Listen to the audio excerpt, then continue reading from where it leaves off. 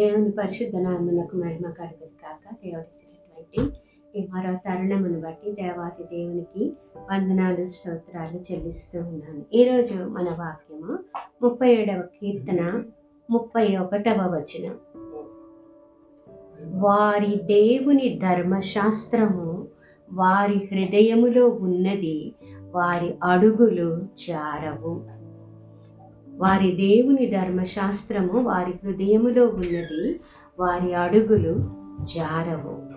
ఈ వాక్యం ద్వారా దేవుడు మనతో మరోసారి మాట్లాడుతూ ఉన్నాడు. మనం చెకప్కు వెళ్ళినప్పుడు డాక్టర్ పరీక్షించేది మన నాలుక చూస్తాడు, నోరు తెరవమంటాడు. తర్వాత మన హృదయం దగ్గర ఆ స్టెత్ పెట్టి మన నాడి పరీక్షిస్తాడు.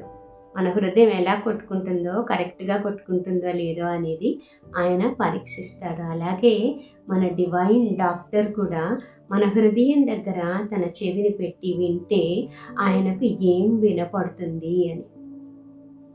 నీ హృదయం దగ్గర ఒక్కసారి ఊహించుకో, నీ హృదయం దగ్గర ఆయన తన చెవిని పెట్టి వింటే ఆయనకు ఏమని వినపడుతుంది, ఏమి వినబడాలని ఆయన కోరుతూ ఉన్నాడంటే ఆయన వాక్యం వినపడాలని కోరుతూ ఉన్నాడు.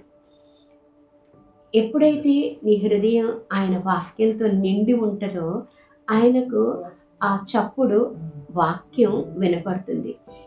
దేనితో నీ హృదయం నిండి ఉంటుందో అదే నీ పెదవులు పలుకుతాయి. ఏది నీ పెదవులు పలుకుతాయో అదే ఎదుటి వ్యక్తి వింటాడు. కనుక నీ హృదయం కనుక వాక్యంతో నిండి ఉంటే నీ పెదవులు వాక్యాన్ని పలుకుతాయి. నీ పెదవులు వాక్యాన్ని పలికితే ఎదుటి వ్యక్తి రక్షణలోనికి నడిపించబడతాడు. అటువంటి అనుభవం నువ్వు కలిగి ఉండాలని దేవుడు ఆశపడుతూ ఈరోజు నీతో చెప్తూ ఉన్నాడు.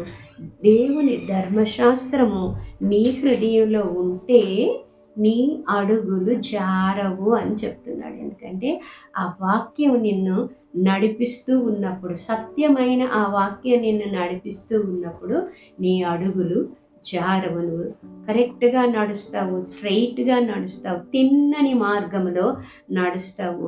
అదే నిన్ను నిత్య జీవంలోనికి, పరలోక రాజ్యంలోనికి నడిపిస్తుంది. అటువంటి కృప దేవుడు నీకు నాకు దయచేయను కాక.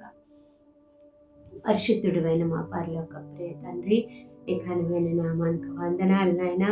ప్రభా, మా హృదయాలు నీ వాక్యంతో నింపుకోవటానికి, ఏ వాక్యంతో మా హృదయం నింపబడి ఉందో ఆ సత్యం మా నోటి వెంట వెలువడటానికి, ఆ సత్యము ఇతరులను వినేవారిని స్వతంత్రులనుగా చేయటానికి నీ కృప మాకు దయచేయమని యేసు దివ్యనామంలో అడిగి వేడుకుంటున్నాం తండ్రి. ఆమేన్.